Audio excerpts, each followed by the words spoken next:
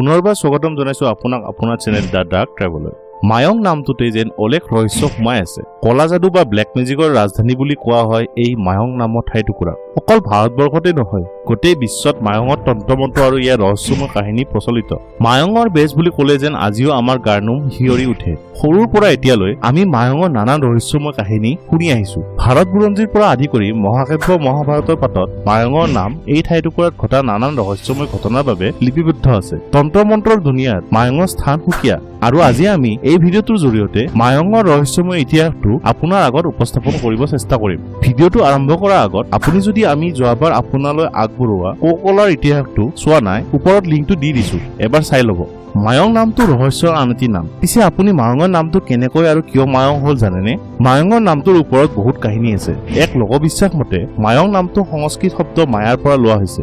আন এক বিশ্বাস মতে আদিম যুগৰ পৰাই মায়ং হাতীৰ বাসস্থান। ডিমাচা ভাষাত হাতীক মিয়ং বুলি কোৱা হয়, আৰু এই মিয়ং শব্দৰ পৰাই এই ঠাইটুকুৰাৰ নাম পিছলৈ মায়ং হৈ পৰিল। মায়ং শব্দটিৰ তৃতীয় বিশ্বাসযোগ্য আখ্যান হৈছে মণিপুৰৰ মৈৰাং নামৰ এটি জনগোষ্ঠী এই ঠাইটুকুৰাত বসবাস কৰিছিল, আৰু পিছলৈ মৈৰাং শব্দটোৰ পৰাই মায়ং হল বুলি প্ৰবাদ আছে। আন এটি বিশ্বাস মতে মায়ং শব্দটো মা কামাখ্যাৰ লগতো জড়িত।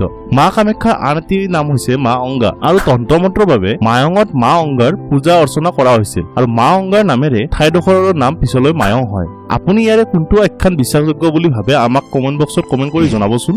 মায়ঙৰ নাম মহাকাব্য মহাভাৰতত উল্লেখ আছে। ঘটককচৰ বীৰত্বৰ কথা মহাভাৰতৰ পাতত সোণালী আখৰেৰে লিপিবদ্ধ আছে, আৰু মহাভাৰতৰ যুগত ভাগ লোৱাৰ আগত তেখেতে এই মায়ঙৰ পৰাই নানান কলা যাদু আৰু তন্ত্ৰমন্ত্ৰৰ জ্ঞান আয়ত্ত কৰিছিল। এই কথা প্ৰাগজ্যোতিষ পুৰাতো উল্লেখ আছে, আৰু মায়ঙৰ স্থানীয় লোকৰ মতে এতিয়াও ঘটককচৰ সেনা ইয়াৰ জংঘলত জিৰণি লয়। মায়ঙৰ কথা কলে আমি যাদুৰে মানুহ ছাগলী কৰা বা মুহূৰ্ততে অন্তৰ্ধান হোৱাৰ কথা শুনা পাওঁ, আৰু এনে এক আশ্চৰ্যকৰ ঘটনা আমাৰ ইতিহাসতো উল্লেখ আছে। 1330 চনত মোগল সেনাপতি মহম্মদ শ্বাহ 1 লাখ অশ্বাৰোহীৰে সুসজ্জিত হৈ অসম দখল কৰিব মায়ঙৰ পথেৰে আগবাঢ়িছিল। কিন্তু মায়ং পোৱাত ৰহস্যজনকভাৱে এই বিশাল মায়ঙৰ ঘন জংঘলৰ মাজত গোটেই সৈন্য অন্তৰ্ধান হৈ যায়, আৰু আচৰিত কথা যে পিছত এই বৃহৎ সৈন্যৰ এটাও সুমূৰ্ত পোৱা নগল। এই কথা মোগল সম্ৰাট ঔৰংজেবৰ প্ৰথম 10 বছৰৰ শাসনকালৰ লিখিত বুৰঞ্জী আলমগীৰ নামাত উল্লেখ আছে। ইয়াৰ পিছৰে পৰা মোগল সম্ৰাটসকলৰ মাজত মায়ং আতংকৰ অন্য এটি নাম হৈ পৰিছিল। মায়ঙৰ এই বিখ্যাত যাদু জনা লোকসকলক ওজা বা বেজ বুলি কোৱা হয়, কিন্তু আজিৰ দিনত এই বেজ বা ওজা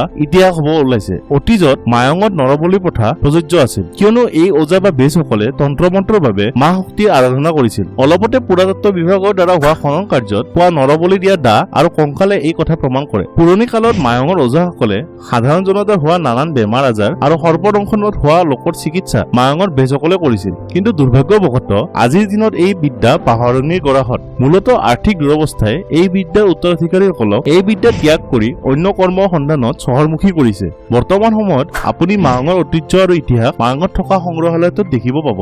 এই সংগ্ৰহালয়টোত যাদুত ব্যৱহাৰ হোৱা সামগ্ৰীৰ অৱশিষ্ট অস্ত্ৰ শস্ত্ৰ, পুৰণি মুদ্ৰা আৰু লিপি, আৰু নৰকাংকালেৰে নিৰ্মিত নানান অলংকাৰ দেখিবলৈ পাব। আপোনাৰ বহুমূলীয়া সময় দিয়াৰ বাবে অন্তৰৰ পৰা অশেষ ধন্যবাদ। যদি আপুনি আজি আমাৰ এই ভিডিঅ'টোৰ জৰিয়তে কিবা নতুন কথা গম পাইছে, তেন্তে ইয়াক লাইক এটা দি আপোনাৰ প্ৰিয়জনৰ সৈতে শ্বেয়াৰ কৰিব, আৰু এনেকুৱা ভিডিঅ' চাই থাকিবলৈ এতিয়া চেনেলটো ছাবস্ক্ৰাইব কৰি নটিফিকেশ্যন বেলটো দবাই দিয়ক। আজিলৈ ইমানে। পুনৰ এনেকুৱা এক ইতিহাস লৈ অনাৰ প্ৰতিশ্ৰুতিৰে ধন্যবাদ।